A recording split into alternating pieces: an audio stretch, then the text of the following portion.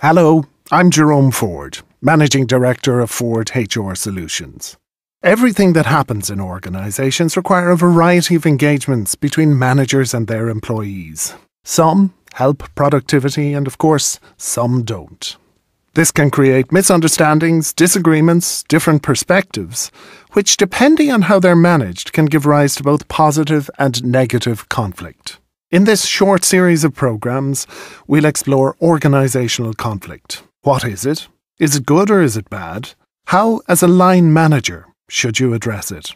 This programme will look at the problem of organisational conflict. The next one will consider conflict management styles. And our final one will look at stages in the conflict resolution process. Have you thought about the fact that whether a conflict is serious or not, whether action should be taken or not, and what action should be taken, depends on factors such as the type and size of the organisation, its culture, what it does, but mostly the capabilities of the manager and the standards which apply to staff. We'll discuss this more in the coming presentations. We come to organisational conflict from the perspective that managers work with and through other people. Managers have different strengths, weaknesses and preferences. They have to understand this and apply what they've got to employees, who themselves are all individuals with different styles and different ways of working, sometimes very different. It's not easy. Line managers are always mediating between the needs of the individual and the needs of the organisation. Peter Drucker once said, only 3 things happen naturally in organisations: friction, confusion, and underperformance.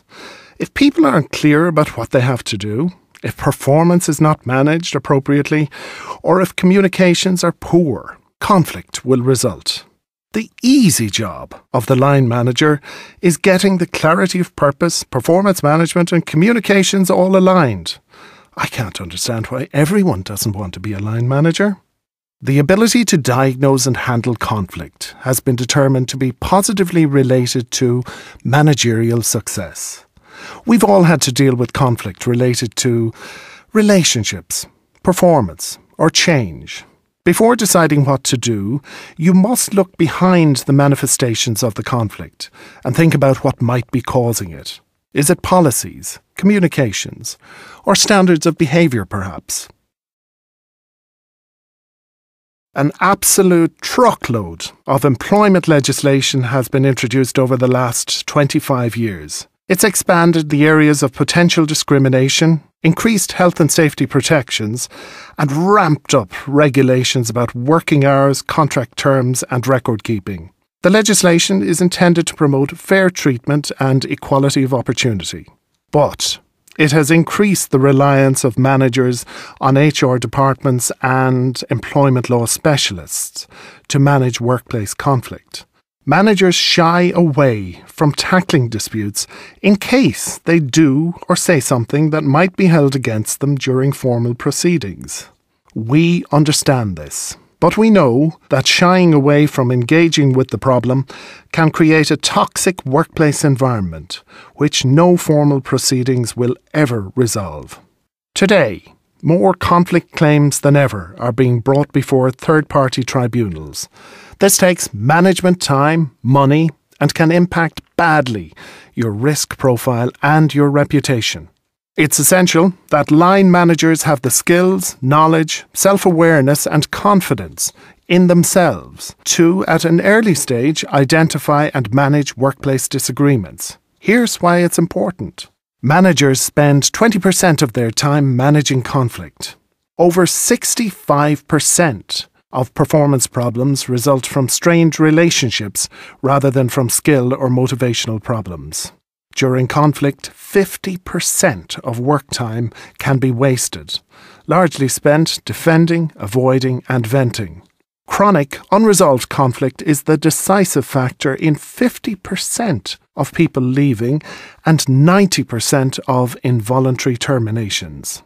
And don't forget to include estimates of wasted time, reduced decision quality, loss of skilled employees, restructuring, sabotage, lost motivation, health costs, loss of innovation and initiative. It's a tidy sum, I promise you. Makes a very warm fire. Traditionally, we saw conflict as having no purpose and as a distraction to managers. We thought the presence of conflict showed poor management, that it was harmful, caused by troublemakers, boat rockers and prima donnas. We thought that it was avoidable and resolvable through sticking to the book. The trouble was, nobody wrote that book. The fact is, conflict is inevitable and sometimes necessary to ensure high performance. Yes, some forms of conflict can be harmful, like long-running disputes, toxic interpersonal difficulties. In fact, nearly all interpersonal difficulties. But some forms are effective in achieving desired goals, raising standards, and resolving complex problems. The cyborg's mediation in this slide, for example. A difficult situation can encourage the participants to find new tactics and strategies. Today, we see success in the management of conflict as opposed to its elimination. Sources of conflict can relate to communication factors. How well do we communicate with each other? What are the standards where you work? What structures are in place? Are they used? Have you been trained? Other sources of conflict are structural factors, such as the size or how the company is organised. Are you organised like a bank? Or perhaps an advertising agency, and is your structure still appropriate to the current nature of your business? Have you thought about whether the diversity of your staff can cause conflict? A lot of different grades, skills, nationalities, gender. Do you plan for this? Do you know the challenges and put in place mechanisms to address them? The level of participation and engagement. And crucially, how power and politics moves through the company. Have you ever worked for a company in which politics were more important than the business? Of course you have. Conflicts can clarify important issues and concerns. Abilities and potential may surface. People may be motivated to do better. Conflict can also provide creative, constructive, and innovative ideas. Conflict can stimulate energy, require new decisions and rules, generate changes to prevent future disputes, increase trust, and improve relationships. Conflicts can improve the quality of decisions, stimulate involvement in the discussion, arouse creativity and imagination, facilitate employee growth, increase movement towards goals, create an energetic climate, build more synergy and cohesion among teams, foster new ideas, alternatives and solutions, test positions and beliefs. What's not to like? The bad and the ugly is that it can consume time and energy, take people away from primary tasks, sometimes promote self-interest at the expense of the organisation.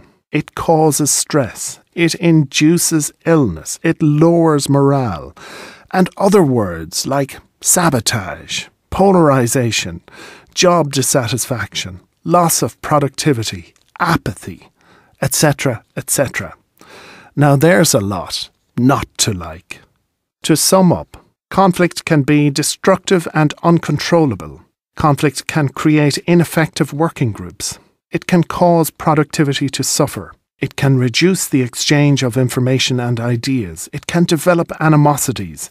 It can diminish trust and support. Managers work through other people and can be perpetually mediating between the needs of the organisation and individual staff members. The modern view of conflict is that it's inevitable and an essential component of the management of organisations. The ability to handle conflict has been positively related to managerial success. Sources of conflict can relate to communication factors, structural factors such as the size of the organisation, the diversity of staff, the level of participation and engagement between managers and staff, and the movements of power and politics within the organisation. In the next programme, we are going to look at the styles managers use to manage conflict. At Ford HR Solutions, we provide a range of services to identify and manage conflict in organisations, and to increase the organisation's capability through your line managers to manage conflict in a way that adds value to the productivity of your enterprise. Don't hesitate to contact us for a free consultation.